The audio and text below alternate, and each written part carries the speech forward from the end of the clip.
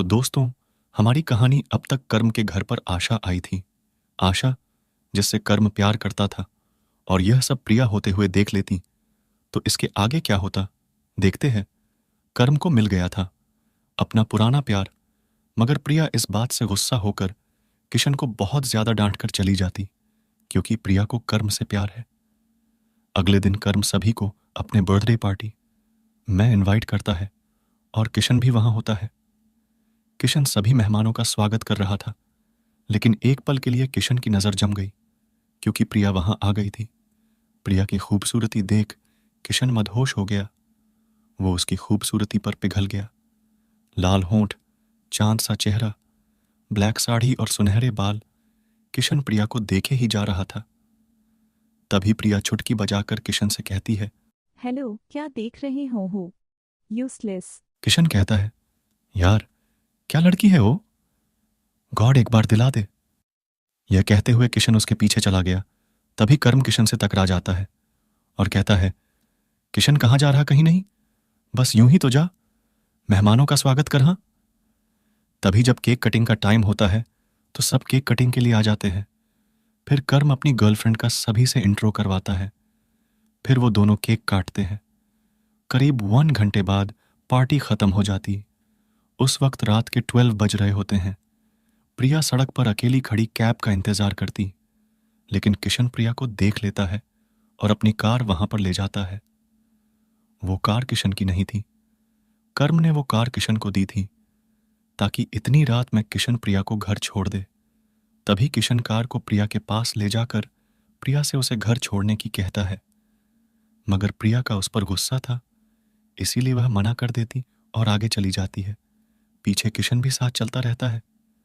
गाड़ी में प्यार सा गाना लगा कि उसे फ्लर्ट करने की कोशिश करता है। प्रिया को कुछ भी फर्क तक नहीं होता है। तभी अचानक से कुछ लोग वहां पर आ जाते हैं। वह लोग नशे में होते।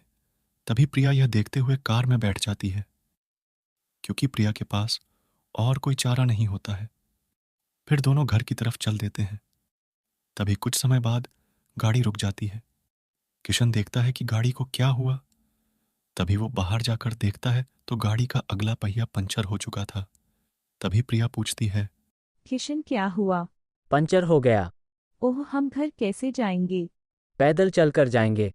मजाक मत करो, कोई तो तरीका होगा। अच्छा जी, कोई तरीका नहीं है, पहिया बिल्कुल खराब हो चुका है और अब मैं इसमें कुछ नहीं कर सकता।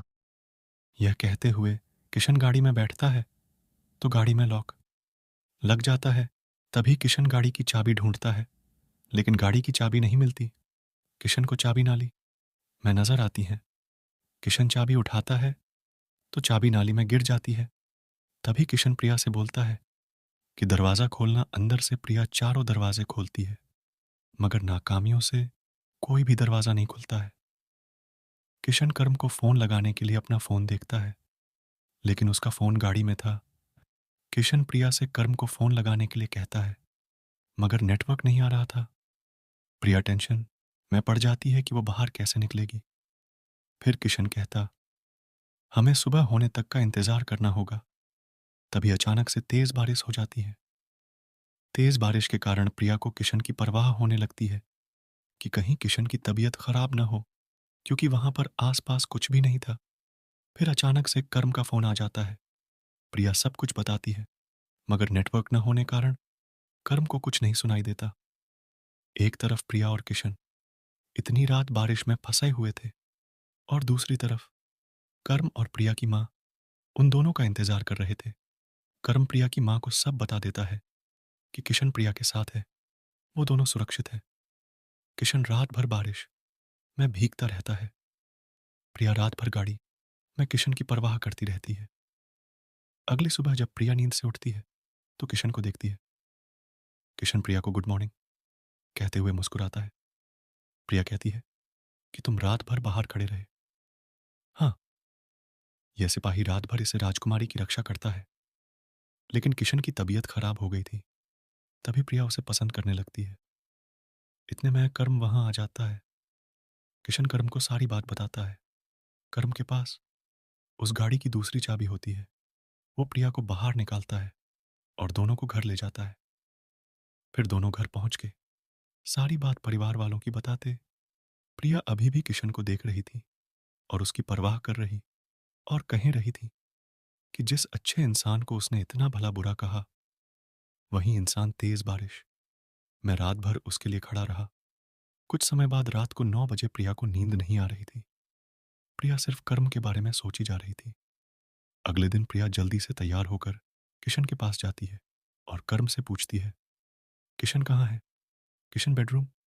मैं है। प्रिया जल्दी से बेडरूम की तरफ जाती है और किशन को देखती है। उससे उसकी तबीयत कैसे है यह पूछती है।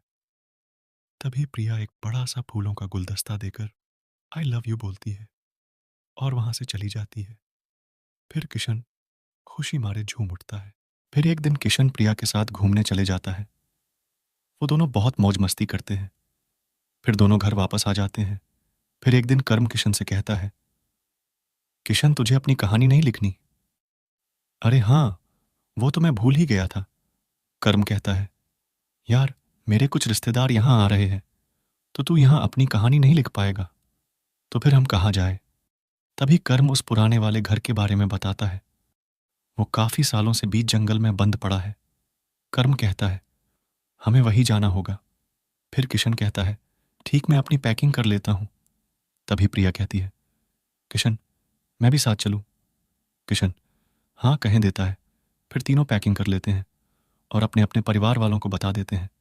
लेकिन एक बात थी, कर्म के माँ और उसके चाचा कह रहे थे कि बेटा तुम वहां मत जाओ, वो सही जगह नहीं है। सुना है वहां पर एक आत्मा रहती है। तभी किशन हंसते हुए कहता है, अरे आंटी, आत्मा और भूत कुछ नहीं होता, ये तो सिर्फ एक अफवाह है। मगर कर्म को यह बात सच लगती है। लेकिन किशन और कर्म फिर भी अपनी माँ की बात टाल कर वहां जाने की सोच लेते हैं। तभी कर्म की माँ कहती है, भगवान इन दोनों की रक्षा करना। अगली सुबह सब लोग तैयार होके आ जाते हैं और गाड़ी बुक कर लेते हैं। फिर आशा कर्म से कहती है कि कब तक आओगे, क्या मैं भी साथ चलूं? लेकिन कर्म मना कर देता है, उसकी माँ का ख्याल रखने को कहता है। तभी तीनों गाड़ी में बैठकर चल पड़ते हैं। कर्म जाते जाते अपनी माँ से कहता है कि माँ मेरी चिंता मत करना। जहां पर वो तीनों जा रहे थे वो जगह कर्म के घर से 45 किलोमीटर दूर किसी जंगल में था। कम से कम उन्हें आधा घंटा लग गया वहां तक पहुंचने में। फिर वह तीनों आधे घंटे बाद वहां पहुंच गए और लेकिन बीच रास्ते में गाड़ी खराब हो गई। बहुत कोशिश के बाद भी गाड़ी स्टार्ट नहीं हुई। फिर तीनों थोड़ी दूर पैदल चलकर वहां पहुंच गए। जब वहां पहुंचे तो वहां माहौल देखकर सब चौंक गए, क्योंकि वो घर एकदम अबॉन्डेड हाउस लग रहा था, जस्ट लाइक हॉन्टेड हाउस। तभी वहां का इंचार्ज वहां आ जाता है और उन लोगों को घर अंदर से दिखाता है। लेकिन एक पल के लिए कर्म को कुछ महसूस होता है। उसे ऐसा लग रहा था कि कोई उसे बहुत देर से घूर रहा है। कर्म तुरंत पीछे देखता है, मगर पीछे कोई भी नहीं था। तभी किशन कहता है, कर्म क्या हुआ नहीं यार, मुझे ऐसा क्यों लगा कि कोई हमें देख रहा है। अरे चल कोई नहीं, वहां पर तेरा वहम होगा। यह कहते हुए तीनों अंदर जाते हैं। जैसे ही वो दरवाजा खोलते हैं तो अचानक से एक पागल आकर डरा देता है। पागल डरते डरते कुछ कहता है, इस घर में मत जाना मत जाना। फिर वो पागल वहां से चला जाता है। सब लोग बहुत ही ज्यादा डर जाते हैं। फिर किशन कहता है, क्या यार पागल है, मुझे भी डरा दिया, चलो अंदर। उसके बाद सब अंदर चले जाते और अंदर की हालत देखकर बहुत कुछ कहते हैं कि लगता है यह घर बहुत सालों से बंद पड़ा है, चलो इसकी साफ सफाई करते। फिर पूरे दिन साफ सफाई करके आराम से बैठ जाते हैं। फिर कर्म कहता है, यार भूख लगी, कुछ ऑन ऑर्डर कर यार। तभी किशन खाना ऑन ऑर्डर करता है। जब फूड डिलीवर एड्रेस देखता है तो वो वहां जाने से मना कर देता है। कर्म और किशन दोनों फूड डिलीवर के इंतजार करते हैं।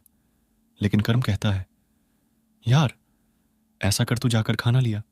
फिर किशन दिन और रात के खाने का बंदोबस्त करता है और फिर रात हो जाती है और सब लोग खाना खाते हैं और अपने अपने कमरे में जाकर सो जाते हैं और सुनसान अंधेरा चाह जाता है। दोस्तों, यह था एपिसोड 2। एपिसोड 3 देखने के लिए चैनल सब्सक्राइब करें।